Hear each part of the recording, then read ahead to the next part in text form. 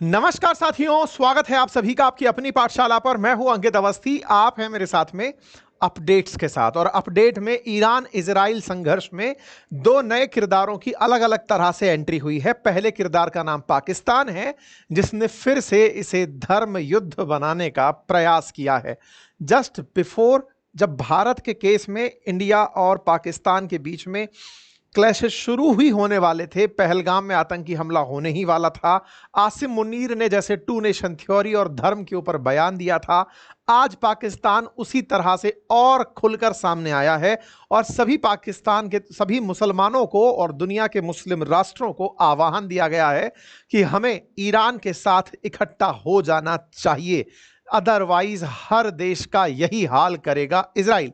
तो क्या आने वाले समय में पाकिस्तान के आह्वान पर सारे मुस्लिम राष्ट्र एक हो जाएंगे, एक दूसरे के खिलाफ जो इनके गिले शिकवे हैं उन्हें मिटाकर सऊदी और ईरान साथ होकर इजराइल के खिलाफ संघर्ष करेंगे? आज के सेशन में जानेंगे।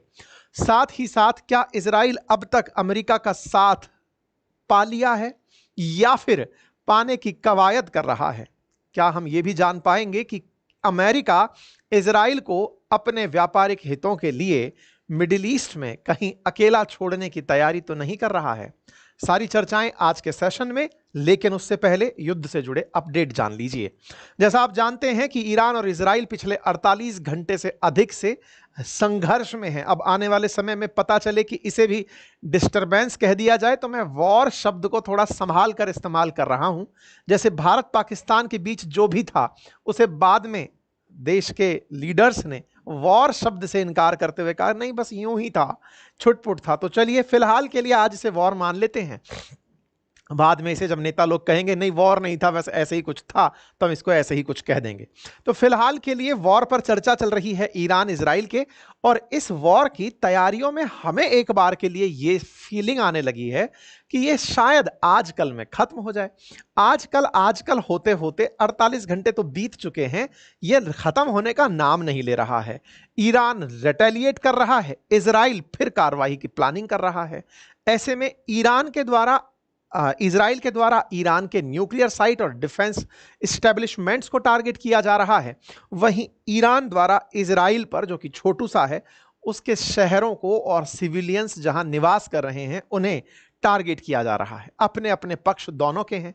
इजराइल कह रहा है कि हमने न्यूक्लियर संभावित हमलों को रोकने के लिए यह किया, और ईरान कह रहा है कि हम इजराइल को मानते ही नहीं हैं, ये जियोनिस्ट रेजिम होनी ही नहीं चाहिए, हम सबको टारगेट करेंगे। दोनों बढ़िया से संघर्ष में हैं। दोनों के संघर्ष में चिंताएं पड़ोसियों की हैं। एक तरफ सीरिया, एक तरफ जॉर्डन, उनके ऊपर से उड़ उड़ करके मिसाइलें जा रही हैं, फ्लाइट जा रही हैं, और वो समझ ही नहीं पा रहे हैं कि हमारे ऊपर से जा रहा है, कोई मान क्यों नहीं रहा है। ऐसे में दोनों देशों ने अपनी अपनी तरफ से, जॉर्डन और सीरिया ने नो फ्लाई जोन डिक्लेयर तो कर दिया है कि साहब हम पे से मत निकलना, अगर हम निकले और हमने आपको मार दिया तो फिर मत कहना। मतलब यह है कि इस युद्ध में संभव है कि सीरिया और जॉर्डन भी शामिल हो जाएं। जॉर्डन हालांकि खुद से शामिल नहीं होगा, जॉर्डन को शामिल कराने में अमेरिका का बड़ा हाथ होगा। हो सकता है कि इजराइल से पहले ही जॉर्डन को एक वॉल के रूप में तैयार कर दिया जाए। देखना होगा जॉर्डन जो अब तक शांत था, क्या उसका भी कोई बड़ा योगदान होगा। खैर, इन तमाम चीजों के बीच में एक और घटनाक्रम हुआ।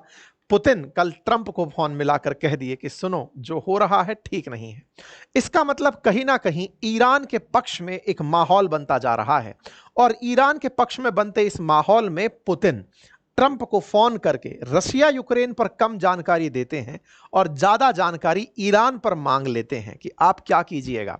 कुछ समय पहले ही मैंने जो सेशन किया था उसमें कहा था कि चीन ने ईरान के लिए इजराइल की निंदा की है कि तुमने ये गलत किया है। इसका मतलब चीन, रूस धीरे धीरे ईरान के साथ आते जा रहे हैं, और ऐसे में खुलकर पाकिस्तान का बयान आना यहां पर फिर से एक अलग ही सुगबुगाहट कर रहा है। ऐसे में ट्रंप ने अपने द्वारा ये जानकारी सबको दी कि हम पर पुतिन का फोन आया था, हमने उस फोन को रिसीव किया, वगैरह वगैरह। ताजा युद्ध के अपडेट यह हैं कि ईरान ने इजराइल पर मिसाइल चलाई जिससे 8 लोगों की जान अब तक जा चुकी है, ऐसा अल जजीरा कह रहा है। अल जजीरा कवर करता है इन खबरों को, लेकिन अल जजीरा को इजराइल बैन रखता है। ऐसे में इसकी खबरों पर कितना यकीन किया जाए क्लेम नहीं कर सकते, लेकिन मिडिल ईस्ट में सबसे बड़ा नेटवर्क लेकर चलता है, इसलिए रेफरेंस में जान लीजिए। खैर, इस बीच में दोनों अपने अपने तरीके से जानकारी दे रहे हैं। पाकिस्तान बीच में उतरता है और उतर करके आह्वान दे देता है। अल जजीरा की ही कटिंग है, if Muslim nation doesn't unite now each one of them will face the same fate. सबका वही होगा जो ईरान का हो रहा है, सब एक हो जाओ। पाकिस्तान की इजराइल से क्या दुश्मनी है, इस पर पहले भी मैंने कहा है। पाकिस्तान इजराइल को एक देश नहीं मानता है। बाय द वे, ईरान की इजराइल से क्या दुश्मनी है, इस पर कल मैंने अंकित इंस्पायर इंडिया पर एक डिटेल सेशन किया है। संभव हो तो एक बार जाकर देखिए, ताकि इनके इतिहास को आप समझ पाएं कि ये झगड़ते क्यों हैं। मैंने उस पर डिटेल सेशन कल ही किया है, आप जाकर उसे देखें अवश्य। साथ ही साथ ट्रंप का अपडेट भी जानने योग्य है, क्योंकि पूरी कहानी में इनके इस ट्वीट ने दिशा को बदला जरूर है। US had nothing to do with the attack on Iran tonight. हमारा कोई लेना देना नहीं है ईरान पर हमला करने में। जिस तेजी से ट्रंप के बयान बदल रहे हैं, इन्हें देखकर यह लग रहा है कि पहली बार ट्रंप खुद फंस गए हैं। समझ नहीं आ रहा है कि मिडिल ईस्ट में किसका साथ दें। इजराइल के साथ जाते हैं तो सऊदी के हाथ से लाया हुआ पैसा छूट जाएगा, क्योंकि कहीं ना कहीं मुस्लिम ब्रदरहुड अगर जाग गई और पुराने समय का पुराना काल लौट आया, सारे इस्लामिक देश एक होकर अगर इजराइल पर हमला कर दिए, तो क्या अमेरिका अपने व्यापारिक हितों को किनारे रखकर आगे बढ़ पाएगा? ट्रंप के बदलते बयान भी लोगों को बड़ा अचंभित कर रहे हैं। जहां ट्रंप कल कह रहे थे कि हमने ईरान से कहा कि नेगोशिएशन कर लो, नहीं किया तो उन्हें यह परिणाम भुगतना पड़ा। आज कह रहे हैं कि हमारा इस हमले से कोई लेना देना नहीं है। अगर हम पर हमला हुआ, यह मैं कई बार आपसे कह रहा हूं कि अमेरिका की असल में अब जो चिंता बढ़ी है वो इस बात पर कि मिडिल ईस्ट में जहां इनके ठिकाने हैं, सऊदी में या यूएई में, कतर में, जहां जहां ये बैठे हैं अपनी सेना लेकर अमेरिका वाले, अगर उन पर ईरान ने हमला कर दिया तो दो हमले एक साथ कंसीडर किए जाएंगे। नंबर एक, अमेरिका पर हमला तो होगा ही होगा, उस देश पर भी हमला होगा जहां इन्होंने अपने बेस बना रखे हैं। और ऐसा होते ही वो देश अमेरिका से कहेंगे कि तुम हमारी हिफाजत नहीं कर पाए तो हम तुम्हें क्यों बिठाकर बैठे हैं। अमेरिका इस समय पिस चुका है। पर्शियन गल्फ में अमेरिका एक तरफ सऊदी और सऊदी समर्थक देश और दूसरी तरफ ईरान, इनके बीच में पिस चुका है कि इजराइल का साथ कैसे दें या फिर कैसे कहें कि हम साथ हैं। अगर हम पर हमला होता है, शेप और फॉर्म बाई ईनार, किसी भी तरह से हम पर हमला होता है, the full strength and might of US armed forces will come down and you at levels never seen before. अगर हम पर हमला हुआ तो हम तुम पर बहुत बुरी तरह टूट पड़ेंगे। However we can easily get a deal done between Iran and Israel and and this bloody conflict. और हम इस संघर्ष को रुकवा सकते हैं। यह आज का ताजा अपडेट है जो मैं आपके साथ साझा कर रहा हूं, 15 तारीख का अपडेट है। ऐसे में बड़ा इंटरेस्टिंग माजरा बन गया है, और वो ये कि ट्रंप चाहते क्या हैं? संघर्ष कराने में इजराइल का साथ दिए थे, या फिर अब इस बात से डर रहे हैं कि हम पर कोई हमला कर देगा, या इस बात से कि हम पर हमला कर दिया तो हमें बदला लेना पड़ेगा, और अगर हम बदला लेने निकले तो यह तृतीय विश्व युद्ध में तब्दील हो जाएगा। स्थितियां बड़ी ही रोचक पैदा हो रही हैं खाड़ी देशों के अंदर, उस पर अब विस्तार से चर्चा करेंगे। लेकिन फिर एक बार आप सभी साथियों के साथ फादर्स डे की बहुत सारी शुभकामनाएं। ये मैं पहले ही आपको जानकारी दे देता हूं कि हमारे बातें बाजार की एप्लीकेशन पर फादर्स डे स्पेशल आज आपके लिए कूपन कोड एक्टिवेट हुआ है, दैट इज अंकित 500। हमारे स्टॉक मार्केट का बेसिक फाउंडेशन कोर्स, जिससे आपको बेहतरीन समझ विकसित होती है, और म्यूचुअल फंड का डिटेल कोर्स। और मैं आपको फिर से यह जानकारी दे दूं कि अब म्यूचुअल फंड पर हम आपके साथ वो सेमिनार्स भी कर पाएंगे, वो जानकारी भी दे पाएंगे कि आपको कौन सा म्यूचुअल फंड लेना है, कौन सा नहीं लेना है, क्योंकि अब मैं अधिकृत हो चुका हूं, परीक्षा पास कर लिया हूं। एनीवे, फिलहाल के लिए आप इस कोर्स को एक्सेस कर सकते हैं। आज के लिए आपके सामने ये ऑफर एक्टिवेटेड है, आप इसे जाएं। और हां, यदि आप हमारा पोर्टफोलियो बिल्डिंग और मैनेजमेंट कोर्स लेते हैं तो आपकी चाहत पर है कि आप साथ में स्टॉक मार्केट का या म्यूचुअल फंड का कौन सा कोर्स फ्री चाहते हैं, आप उसे एक्सेस कर पाएंगे। आइए आगे बढ़ते हैं। तो पहले युद्ध के अपडेट, और उस युद्ध के अपडेट के बाद सबकी अपनी अपनी प्रतिक्रियाएं। पाकिस्तान की प्रतिक्रिया डिटेल में समझेंगे, पहले युद्ध के अपडेट जान लेते हैं। हमने कल अंकित इंस्पायर इंडिया पर एक सेशन किया था जिसमें बताया था कि ईरान ने इजराइल से बदला लिया है। बदले की तस्वीरें आई। इन तस्वीरों पर हमने कल भी एक डिस्क्लेमर डाला था, आज भी डाल रहे हैं कि ये तस्वीरें जो हैं इनको हम वेरीफाई इसलिए नहीं करते क्योंकि हमारा कोई पत्रकार इजराइल में नहीं है। हम सब इधर उधर से माल उठाकर चिपकाते हैं, लेकिन हाँ, प्रयास जरूर करते हैं कि जिससे हम ले रहे हैं वो आदमी क्रेडिबल हो, वो न्यूज चैनल क्रेडिबल हो, अंतरराष्ट्रीय स्तर पर मान्यता प्राप्त हो। हमारा उद्देश्य आपको ये सहायक तस्वीरें दिखाने का यही होता है ताकि आप मोमेंटम पहचान पाएं। हम आपके लिए घटना को समझाने का प्रयास कर रहे होते हैं, घटना बताने का नहीं। ऐसे में ये जो चल रहा है, इस चलते अटैक में इजराइल का हाल कुछ ऐसा हुआ जिससे ईरान प्रेमी एकदम खुश हो उठे। उन्होंने कहा कि जैसे इजराइल ने गाजा का हाल किया था, ईरान ने इजराइल का हाल कर दिया है। ये तस्वीरें आपके सामने हैं जो बताती हैं कि नुकसान तो इजराइल का भी हुआ है। और इजराइल का नुकसान हुआ है, इससे दो प्रश्न खड़े हुए, और वो प्रश्न थे कि क्या इजराइल ने अपना डिफेंस सिस्टम बंद कर रखा था, या फिर इजराइल के ऊपर आ रही ईरान की मिसाइलें इतनी तेज थी कि वो इजराइल को बचा ही नहीं पाई। ईरान ने जो हाइपरसोनिक मिसाइल चलाई, तो क्या इजराइल का आयरन डोम सिस्टम या फिर इनका जो सुरक्षा तंत्र, अभी चर्चा में यह भी है कि ईरान ने इनका आयरन डोम ही तबाह कर दिया है। अब देखिए, फेक न्यूज के दौर में कौन सी न्यूज सही कौन सी गलत, ये तो आने वाला समय बताएगा, लेकिन ईरान का क्लेम है कि हमने आयरन डोम खत्म कर दिया है, इसलिए इस तरह का हमला हम करने में कामयाब हुए। इजरायली आर्मी कह रही है कि हमले अभी तक खत्म नहीं हुए हैं और हमारे वाले भी खत्म नहीं हुए हैं। दोनों अपने अपने नैरेटिव वॉर में हैं। आप याद करिए, इंडिया पाकिस्तान के बीच का वो टाइम जो चला था ऑपरेशन सिंदूर के समय, दोनों देश अपने अपने दावे कर रहे थे, और उन दावों में इंडिया जैसे दावे कर रहा था कि हमने आतंकी ठिकानों को टारगेट किया है, ऐसे ही पाकिस्तान टारगेट कर रहा था हमारे सिविलियंस को। हमने अपने दावे किए और उन्होंने अपने दावे किए। ऐसे ही ईरान और इजराइल अपने अपने दावे कर रहे हैं। इजराइल कह रहा है कि हमने केवल न्यूक्लियर साइट्स को और मिलिट्री कमांडर्स को टारगेट किया है। यहां पर इसने ईरान का मैप बनाकर ऐसे दिखाया। वहीं इजराइल कह रहा है कि ईरान ने हमारे सिविलियन एरियाज को टारगेट किया है। यहां पर जो सायरन है वो यहां पर दिखाई दे रहे हैं। इसी बीच में नेतन्याहू का बयान आ जाता है, और नेतन्याहू के इस बयान में हमारा वीडियो अटक जाता है।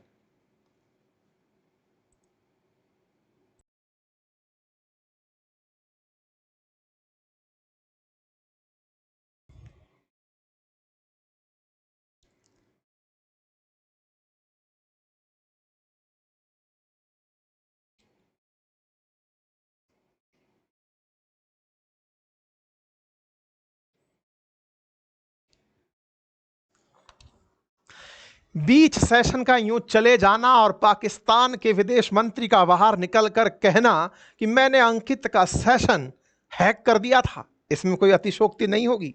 खैर चलिए वापस लौटते हैं, तकनीकी खराबी मानते हैं। पाकिस्तानी अगर इस बात से खुश हैं कि हम अंकित अवस्थी का सेशन रुकवा दिए थे, तो हमें बहुत मजा आएगा, सच्ची बता रहे हैं। चलो आगे आओ। फिलहाल के लिए आगे बढ़ते हैं। तो नेतन्याहू बाहर निकलकर आते हैं और वो बाहर निकलकर एक दावा करते हैं, और नेतन्याहू इस बार बड़ा इमोशनल कार्ड खेलते हैं।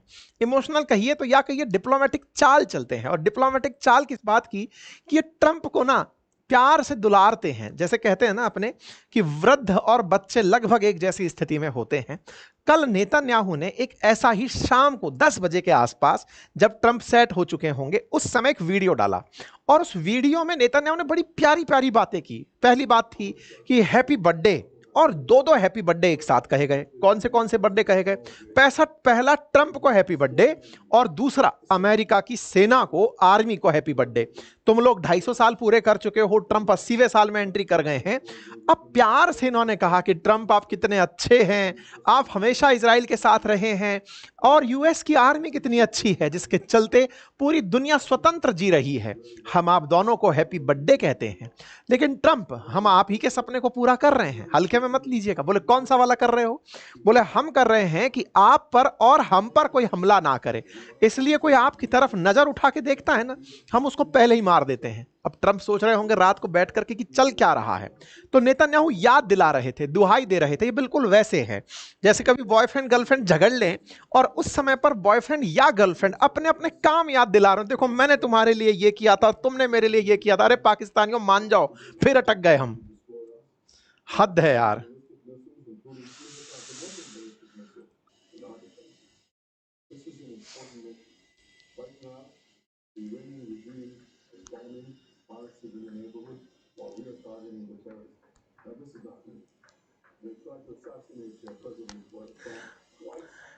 देखो पाकिस्तानियों, मजाक बहुत हो गई है भाई, ये सब नहीं रहेगा भाई, तुम लोग जो हमारा सेशन अटका दे रहे हो ना। अच्छा इंटरेस्टिंग बात बताएं, हो सकता है पाकिस्तानी ना हो, अरे कहीं आएंगे हमारे पास भाई, है ना, और हमको अगर वो हम तक आ गए तो हम कहेंगे बड़े ही क्लियर हो गए। चलो एनीवे, लेकिन इस बीच में हमको पता है खुशी किस बात पर हो रही है, हमारी टीम पर। वो सोच रही होगी कि वाह, संडे के दिन ये मास्टर हमसे काम करवा रहा था, आज इसका सेशन अटक रहा है, मजा आ रहा है। कोई बात नहीं बेटा, बात करेंगे इस सेशन के बाद में तुम लोगों से भी। आइए फिलहाल के लिए इस पर फिर लौटते हैं, अगर बात कंप्लीट कर पाए तो करते हैं। ऐसे में जो नेतन्याहू हैं ये बयान देते हैं, और बयान में ट्रंप को थोड़ा सा प्यार करते हैं कि देखो बात ऐसी है भैया ट्रंप, हम तुम्हारी हिफाजत किए, याद करो अमेरिकियों को इन ईरानियों ने बहुत मारा है, और जब जब तुमको मारते हैं हमारा खून खौलता है, हम फ्रंट लाइन में खड़े हैं इसलिए हम जाकर मार दिए हैं, और आपको तो ये पहले भी 2 बार मारने का ट्रंप को याद दिलाया जा रहा है। रात को है कोई हैप्पी बर्थडे की ऐसी विश दे, भाई साहब ये तो मतलब अपने आप में अनोखा है, कोई आपको हैप्पी बर्थडे बोले और साथ में ये याद दिलाए। सुनो हम आपको बात दिलाएं याद, एक बार है ना इन्होंने आपको असैसिनेट करने का प्रयास किया था, एक बार नहीं 2-2 बार इन्होंने आपको मारने के लिए, एक बार ऐसा ड्रोन का हमला तैयार किया था, और आप तो चुनाव में थे, गोली ही मरवा दी थी आपको, ये तो बच गए पता नहीं आप, और तब से पुनर्जन्म है आपका, और आपका पुनर्जन्म इनको खत्म करने के लिए ही आया है। अब आवाज नहीं जा रही है, बताइए चल क्या रहा है भाई, ही मरवा दी थी आपको, ये तो बच गए पता नहीं आप, और तब से आवाज आ रही है यार, ऐसा ना करो आप लोग, हमको सुनाई दे रही है, आप लोगों को सुनाई नहीं दे रही है। नेतन्याहू की आवाज सुनाई नहीं दे रही होगी, क्या रहा है भाई।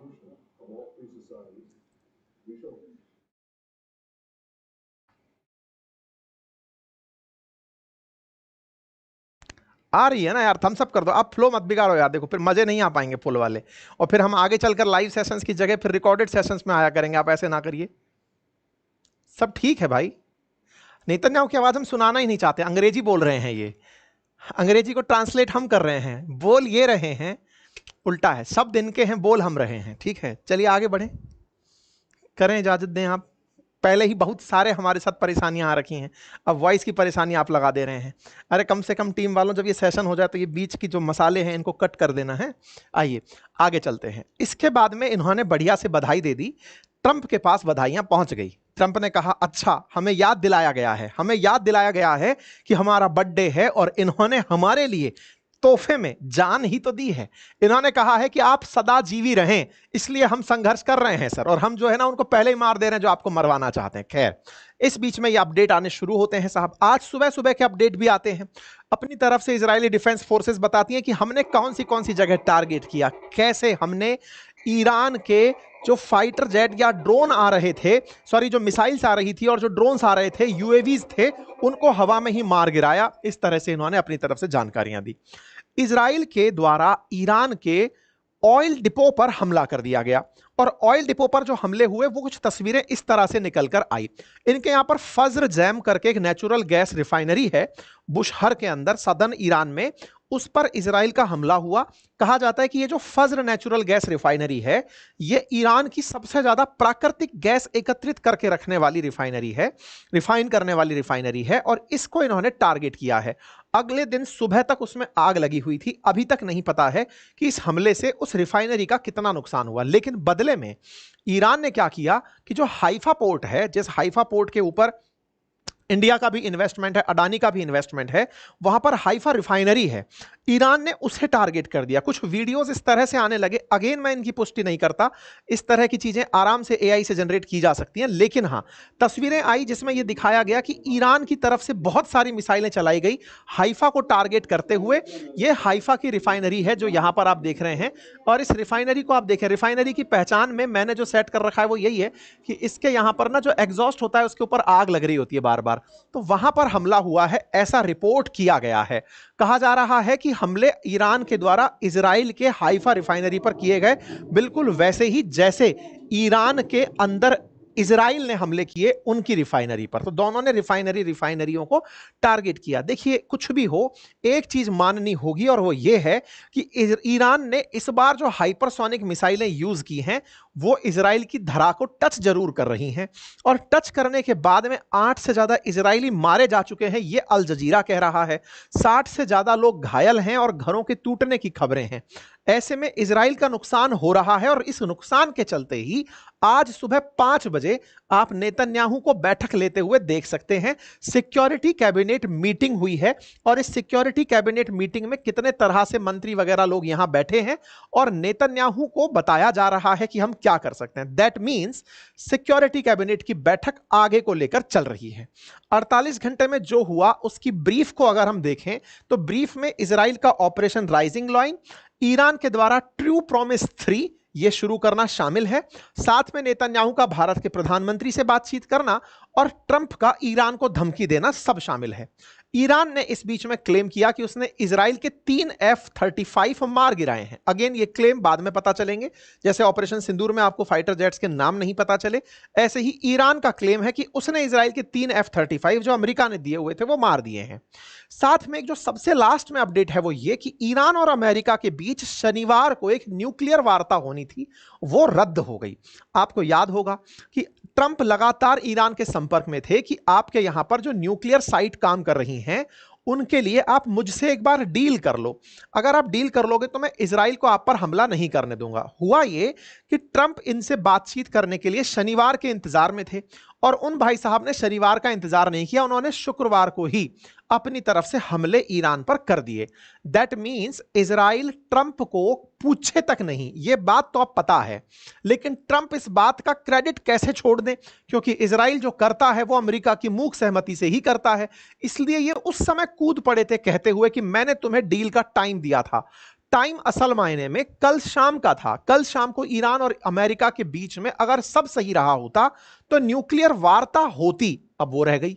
अब वो वार्ता रद्द कर दी गई, रद्द कर दी गई ईरान की तरफ से। उन्होंने कहा कि आप एक तरफ टेबल पर बैठकर बातचीत करने वाले थे और हम पर हमला करवा दिए।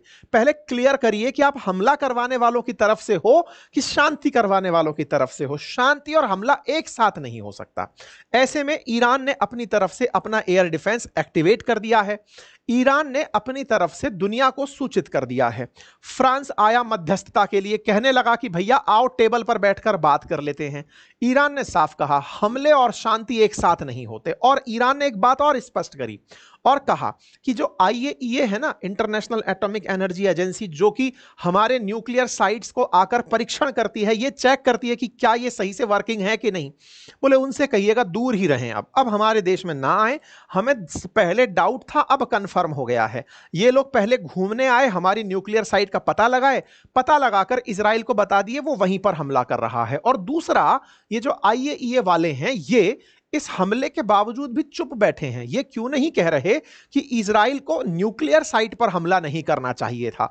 इस बात से ईरानियन नाराज हो गए हैं IAEA पर। मतलब इस शांति वार्ता में अब तक जो IAEA की टीम ईरान के अंदर एंट्री कर पाती थी, आगे से अब वो भी नहीं हो पाएगा। कुल मिलाकर के बात यह है कि जो इजराइल है ना, उस इजराइल ने किसी को भी कहीं के लायक नहीं छोड़ा। ना अमेरिका को मध्यस्थता लायक छोड़ा, ना IAEA को जांच लायक छोड़ा, खुद उठा और उठ करके गोला मार दिया। अब मार करके अब कह रहा है जिसको आना है साथ आ जाओ। ऐसे में सीरिया और जॉर्डन जो तैयार नहीं थे, अब कह रहे हैं कि हमें सब कुछ बंद करना पड़ेगा, हम पर से गोला ना निकले, निकल गया कहीं हम पर ना गिर जाए। इस बीच में IAEA ने अपनी तरफ से यह कंफर्म कर दिया है कि हां, ईरान के न्यूक्लियर साइट पर हमला इजराइल के द्वारा हुआ था। इस बीच में ईरान का जो रिएक्शन है वो मैं आप लोगों को बता चुका हूं। ठीक है साहब, पुतिन का ट्रंप से बातचीत होना, यह मैंने आप लोगों को अभी तक बता दिया है। पुतिन ने इनसे बातचीत की और अपनी तरफ से बता दिया कि क्या हुआ। खैर, अब जिस चीज के लिए आप एकत्रित हुए थे वहां पहुंच जाते हैं। एकत्रित हुए थे, इनका क्या है, इनका क्या है, तो ये भाई साहब आजकल अलग चल रहे हैं। मार्शल जो बन गए हैं, मार्शल हमारे पास बजने वाला भी है, ये भी बज ही रहे हैं। ऐसे में इन्होंने पाकिस्तान की तरफ से कहा है, इन्होंने तो क्या, इनके दम पर शहबाज शरीफ ने कहा है, क्योंकि इन्होंने जब कहा था तब हमने इन पर प्रतिक्रिया का वीडियो बनाया था, अंकित इंस्पायर इंडिया पर पड़ा है। आपको याद होगा जब भारत पाकिस्तान का कन्फ्लिक्ट चला, उस बीच में पाकिस्तान के प्रधानमंत्री उड़ करके गए थे ईरान से मिलने के लिए और ईरान का धन्यवाद देकर आए थे कि सर हम आपके साथ हैं। देखिए, कुछ भी कहिए, पाकिस्तान की डिप्लोमेसी से ज्यादा मुझे ईरान की डिप्लोमेसी बड़ी पसंद आई है। आप पहले ऐसे समझें, ये वो देश है जिसे पिछली बार के कार्यकाल में ट्रंप ने लगभग आइसोलेट कर दिया था। इतना आइसोलेट कर दिया था कि ईरान के साथ कोई देश बातचीत करने में भी डरता था, क्योंकि ट्रंप ने काटसा नामक एक कानून चला दिया था कि अगर कोई ईरान से व्यापार करेगा वो अमेरिका के सैंक्शंस भुगतेगा। ट्रंप ने इस बार मित्रों पर भी सैंक्शन लाद दिए, फिर चाहे कनाडा हो, मैक्सिको हो, या फिर दुनिया का जापान हो, कोरिया हो, सब पर उसने सैंक्शन ही है जी, टैरिफ लादना, अपने आप में टैरिफ लाद दिए। उससे अब हुआ क्या कि अमेरिका का डर खत्म हो गया। वही वाली बात है ना, जंगल में शेर आया और वो आ गया, बोले अब क्या करेगा, बोले कर ले। इससे क्या हुआ, ईरान ने देखा कि अमेरिका तो किसी का सगा नहीं है, अब मुझे बस यही दुनिया को भी बताना है। ईरान ने इस समय का बढ़िया फायदा उठाया। इसने बकायदा अपनी कूटनीति से उन लोगों को जो थोड़ा भी एंटी अमेरिका हो सकते थे, या फिर जिनको एक तरह से रिबेल करके इकट्ठा किया जा सकता था, फिर चाहे चाइना था, चाहे रशिया था, उन सबके साथ इसने बढ़िया मदद की। आप देखें, रशिया यूक्रेन के समय पर रूस के साथ कोई नहीं खड़ा था। ऐसे में ईरान अपनी तरफ से अपने वो ड्रोन्स जो है वो बना बनाकर बेचता रहा, कहता रहा सर आप बढ़िया से ड्रोन यूज करिए। इन्होंने यूज भी किए। आज भी पुतिन जब यूक्रेन पर ड्रोन दागते हैं तो इनके ड्रोन होते हैं वो। इसी प्रकार से पाकिस्तान के लिए बातचीत करने भारत तक पहुंच गए थे इनके विदेश मंत्री की, सर बात क्या हो गई जरा बताइए। पाकिस्तान और ईरान की कभी बनती ही नहीं थी, इनके बीच में शिया सुन्नी वाली कहानी है। जो ईरान है वो शिया मुसलमानों का देश है और पाकिस्तान सुन्नी बहुतायत है। लेकिन ये दोनों एक साथ बातचीत में क्यों खड़े हो गए? क्योंकि असल में चाहता था ईरान कि अमेरिका कभी पाकिस्तान का उपयोग ना कर ले, कहीं ऐसा ना हो कि ईरान पर हमला करने के लिए पाकिस्तान को साथ ले लिया जाए कि तुम्हारी सरजमी का उपयोग हम करके ईरान पर हमला करेंगे। ईरान पहले ही पाकिस्तान पर हाथ फेर दिया, जबकि उल्टा समझिएगा, पाकिस्तान 150 से ज्यादा न्यूक्लियर बम लेकर बैठा है, वहीं ईरान न्यूक्लियर बम बनाने की तैयारी में है। बड़े हैंड पर ईरान नहीं पाकिस्तान है न्यूक्लियर बम के विषय में अगर बात की जाए। क्यों? क्योंकि भाई असल में बम के लिए ही तो सारे झगड़े हो रहे हैं कि ये बम बना लेगा। पाकिस्तान कह रहा है अबे हम बना के बैठे हैं, हम पर कोई हमला कर दे रहा है, तुम उसे काउंट नहीं कर रहे हो। ये बड़ा इंटरेस्टिंग है। दुनिया के लोग जो आज इस पूरे घटनाक्रम को देख रहे हैं उन्हें इस नजरिए से भी देखना चाहिए। मैं क्या नजरिया दे रहा हूं ध्यान से समझिएगा। इजराइल ईरान को मार किस लिए रहा है कि ये बम बना लेगा। पाकिस्तान कह रहा है अबे 150 थे तब भी इंडिया मार गया, पावरफुल इजराइल नहीं इंडिया निकला, तुम ये समझो। उन्हें इस बात का भी डर नहीं है कि हमारे पास न्यूक्लियर बम है, न्यूक्लियर बम केवल अलमारी में बंद है, कुछ नहीं हो पाया। पाकिस्तान ईरान के पास पहुंचा और कहा कि सर देखिए आपने जो हमारे साथ सॉलिडरिटी दिखाई वो बहुत बढ़िया थी। पाकिस्तान जाकर असल में रोया इनके सामने कि सर देखिए हमको इन्होंने गांठा ही नहीं कि हमारे पास न्यूक्लियर बम है। कह रहे थे तुम डालोगे तो तुमसे कई गुना बड़ा हमारा देश है, माना आधा देश खत्म हो जाएगा लेकिन तुम तो हमेशा के लिए खत्म हो जाओगे।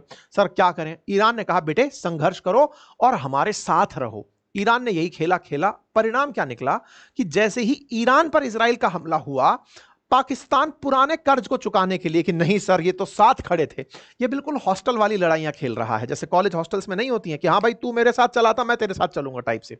पाकिस्तान आ पड़ा ईरान के साथ, और पाकिस्तान का ईरान के साथ आने का पीछे एक लॉजिक था मात्र, और वो ये था कि वो इजराइल के खिलाफ है। पाकिस्तान अब पिस गया है। कैसे पिस गया? ईरान के साथ आकर के, क्योंकि इजराइल के वो खिलाफ था, लेकिन अमेरिका के खिलाफ जा नहीं सकता। ट्रंप तो आज के दिन बुलाए थे ना इनके मार्शल को कि आओ बेटा तुमको वहां पर हम दिखाएंगे परेड कैसी होती है, आसिम मुनीर को। थोड़े दिन पहले इसने ये कहा था कि आतंकियों के खिलाफ पाकिस्तान हमारा बहुत अच्छा मित्र है। तो ये बहुत अच्छा मित्र असल में फिर से फंस गया।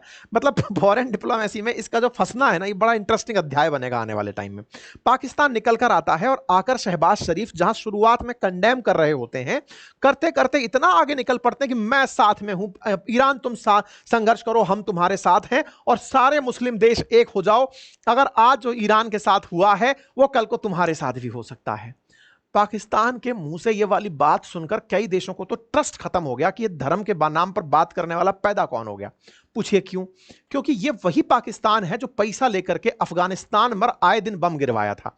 अफगानिस्तान में जब अमेरिका हमला करने आया था तो अपनी सरजमी इस्तेमाल करवाने वाला पाकिस्तान ही था। आज मुस्लिम देश बैठकर यही सोच रहे हैं कि तू और ये बात कैसे कर रहा है, तेरे मुंह से निकल कैसे ये रही है, मुस्लिम ब्रदरहुड आ कैसे रहा है, अफगानिस्तान को बर्बाद कराने वाला तू, ओसामा को मरवाने वाला तू, चीन के अंदर उइगर मुसलमानों को खत्म करवाने वाला तू, इवन पाकिस्तान में ही जो और शिया मुसलमान हैं उनको मरवाने वाला तू, उसके बावजूद दुनिया को ज्ञान दे रहा है क्योंकि तुझे इजराइल से नफरत है कि मुसलमानों एक हो जाओ। बोले ना जचती भैया तेरे ऊपर ये बात।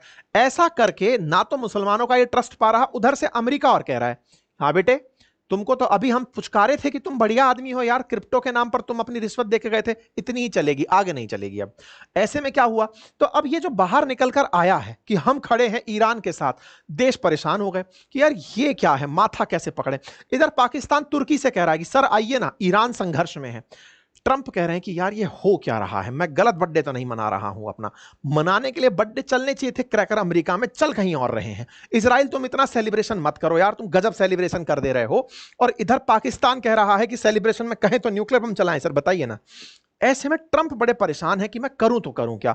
मिडिल ईस्ट से अभी मैं इतना पैसा उगा कर लेके गया वसूली भाई बन करके, आपने देखा होगा ना, ये आए तो सऊदी से पैसा लेकर गए, कतर से पैसा लेकर गए, यूएई से भी कड़ी इन्वेस्टमेंट ले गए होंगे, ये लेकर के लौटे हैं। और अगर गलती से ईरान ने इन्हीं देशों में जो अमेरिकी ठिकाने हैं उन पर हमला अगर कर दिया, तो कहीं ऐसा ना हो कि यही लोग अमेरिका के पीछे यहीं पर घेर कर अमेरिका के साथ खेला कर दें। ट्रंप बड़े परेशान है कि हो क्या रहा है, और इजराइल अभी बूते से बाहर हो रहा है कि यार ये तो हमको खुद झगड़ाने में ले गया। ये ऐसा है जैसे ना इजराइल जाकर के लड़ लिया, जैसे हॉस्टल के अंदर कई बार कुछ एक्साइटेड प्रकार के मित्र भी तो होते थे जो जाकर झगड़ा करके आ जाते थे, उनको पता होता था हमारा हॉस्टल हमारे साथ है, अब लौट कर फिर आते तो भैया देखो मार दिया, और वो हमसे कह रहे थे कि तुम्हारा हॉस्टल कुछ नहीं करेगा तुम्हारे बचाने में, फिर भैया लोग उठ के आते थे कि चलो यार इसको बचा के लाते हैं।